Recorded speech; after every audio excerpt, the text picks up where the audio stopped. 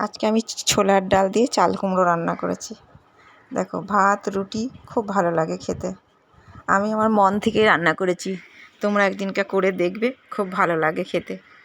রান্না করে এসে আমাকে কমেন্ট বক্সে জানাবে কেমন হয়েছে। দেখো তাহলে আমার কি কি লাগবে চলো দেখে নিই। প্রথমে দুটো চাল কুমড়ো, দেখো কচি কচি চাল কুমড়ো। এই চাল কুমড়োগুলোকে আমি কেটে নেব ডোমো ডোমো করে। এদিকে ডোমো ডোমো করে কেটে নিলাম। কেটে নেওয়ার পরে দেখে লাগবে আর আমার আলু আর ছোলার ডাল, আর এদিকে মশলার মধ্যে লাগবে লঙ্কা গুঁড়ো, হলুদ আর জিরে গুঁড়ো আর আদা বাটা। আর ফোড়নের জন্য লাগবে শুকনো লঙ্কা, 5 ফোড়ন একটু, আর সামান্য একটু জিরে আর তেজপাতা, আর একটু হিংটা তোমরা যে যেমন খেতেও পারো নাও পারো, দিলেও ভালো না দিলেও ভালো। আমি ছোলার ডালটা প্রথমে সেদ্ধ করে নিই কুকারে, ধুয়ে পরিষ্কার করে রেখেছি, দিয়ে দিলাম। আর 1 বাটি জল দিয়ে দিলাম, বেশি আবার জল দেওয়াও যাবে না। 1 বাটি জল দিলাম, 4টে সিটি দিয়ে আমি সিদ্ধ করে নিয়েছি। ঠিক আছে, দেখো আটকিয়ে দিলাম। কড়াইটা বেড়ে বসিয়ে দিই।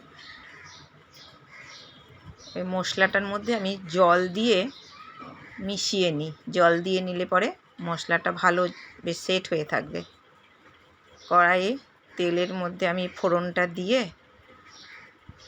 আলুগুলোকে দিয়ে দিয়েছিলাম। আলুগুলোকে ভাজা করতে একটু সময় লাগবে, সেই জন্য সম্পূর্ণ কিন্তু মিডিয়াম আঁচেই রান্নাটা করলে খুব ভালো হবে। তাড়াতাড়ি করে কিন্তু এই রান্না করা যাবে না, আস্তে আস্তে আলুগুলোকে লাল লাল করে ভেজে নিতে হবে। তেজপাতা, শুকনো লঙ্কা আর ফোড়নটা দিয়ে আমি ভালো করে ভেজে নিচ্ছি। ভালো করে ভাজা হয়ে যাওয়ার পরে আমি কিন্তু হিং দিইনি এখনও, এবারে আমি একটু হিং দিয়ে দিলাম। হিংটা দিয়ে ভালো করে ভাজা ভাজা করে নেব। যারা হিং পছন্দ করো না তারা দিও না, তাও ভালো লাগবে খেতে। তারপরে মশলাটা যে ছিল, মশলাটা আমি জলে গুলে ভিজিয়ে রেখেছিলাম, সেইটা দিয়ে দিলাম ভালো করে। এবার ভালো করে নাড়াচাড়া করে কষিয়ে নেব ভালো করে। আস্তে আস্তে কষাতে হবে, কারণ চাল কুমড়োটাতে তোমার এদিকে দেখো সিটি পড়ে যাচ্ছে, 4টে সিটি দেবো। চাল কুমড়োটাতে তোমার জলা জলা, ওটাতে দিয়ে তো মশলা কষানো যাবে না। মশলাটা কষিয়ে তারপর চাল কুমড়োটা দিয়ে দিলাম।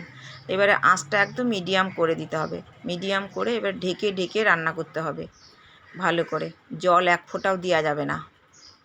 নুন পড়লেই জল বেরিয়ে যাবে চাল কুমড়োর গা থেকে। নুন আর মিষ্টিটা এবার আমি দিয়ে দেব।